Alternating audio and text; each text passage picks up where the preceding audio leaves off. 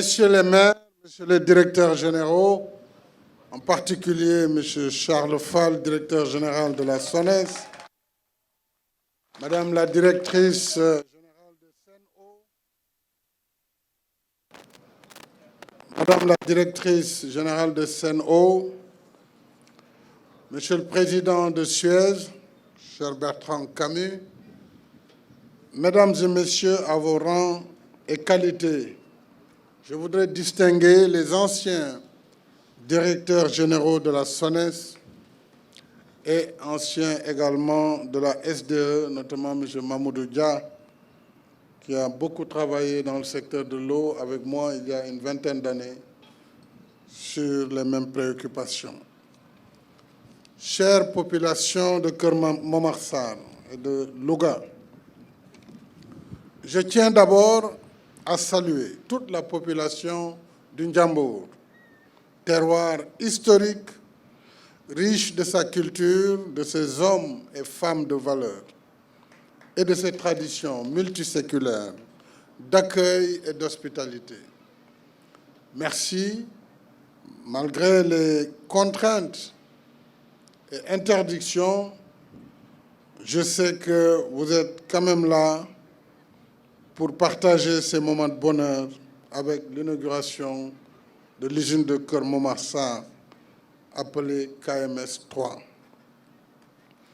Et je sais combien aurait été grandiose cet accueil et cette hospitalité sans les restrictions liées à la pandémie Covid-19.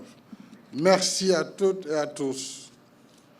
J'ai tenu à présider personnellement cette cérémonie d'inauguration de KMS 3 et du Centre des services de formation agricole du domaine agricole communautaire de Keur Momar Sarr, appelé DAC de KMS, pour marquer une fois de plus la priorité élevée que j'accorde à deux secteurs vitaux pour la nation, l'eau potable et l'agriculture moderne. 3 ans et demi après le lancement des travaux de construction de l'usine de Keur Momar Sarr, nous revoilà aujourd'hui réunis pour l'inauguration et la mise en service de cet ouvrage de grande envergure. Ce complexe moderne, on le voit, on l'a suivi, qui comporte une grande usine de pompage et de traitement d'eau potable, ainsi qu'une conduite de transport vers Dakar de 216 km de tuyaux, avec une production actuelle de 100 000 m3 jour, mais dont la capacité de l'usine est à 200 000 m3 jour. Ceci devrait régler de façon durable la question de l'approvisionnement en eau pour toutes les localités traversées sur l'axe Thiès-Mbour-Dakar. L'impact est déjà réel. Nous l'avons vu avec le piquage sur Thiès qui a permis de résorber également son déficit historique. Dakar doublera sa capacité de production avec un débit de 560 000 m3 par jour contre 266 000 m3 il y a 9 ans. Le succès de cette opération est le résultat d'un fort engagement politique des plus hautes autorités du pays, à commencer par vous, Monsieur le Président, d'un pilotage efficace par le ministère de l'Eau et de l'Assainissement sous l'autorité de son ministre, de l'expérience et de la compétence des équipes de la SONES, du savoir-faire des entreprises, à commencer par Suez.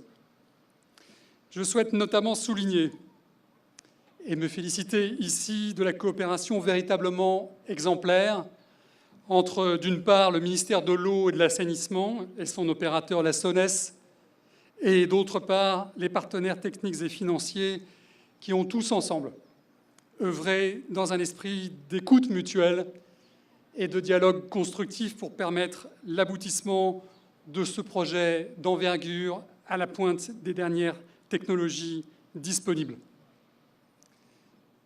Mesdames et messieurs, à ce stade du projet, il nous semble qu'il reste 2 grands défis à relever.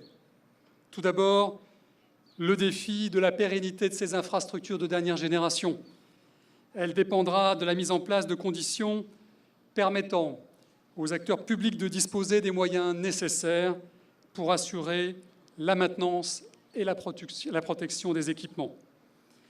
À ce sujet, je veux saluer ici les voies explorées par le ministère de l'Eau et de l'Assainissement pour mobiliser des financements, tant publics que privés, qui contribueront à la bonne exploitation des ouvrages, à la fourniture de services de qualité et à l'équilibre financier du secteur. Le second défi tient à la qualité de la ressource en eau du lac de Guerre.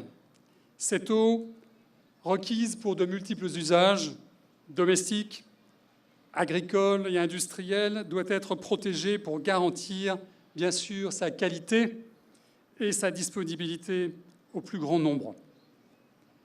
Monsieur le Président de la République, la cérémonie qui nous rassemble aujourd'hui témoigne de la vigueur de la coopération entre l'État du Sénégal et ses partenaires.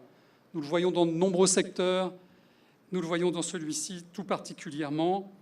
Soyez assurés de notre engagement à vos côtés pour contribuer à l'émergence d'un Sénégal performant, contribuant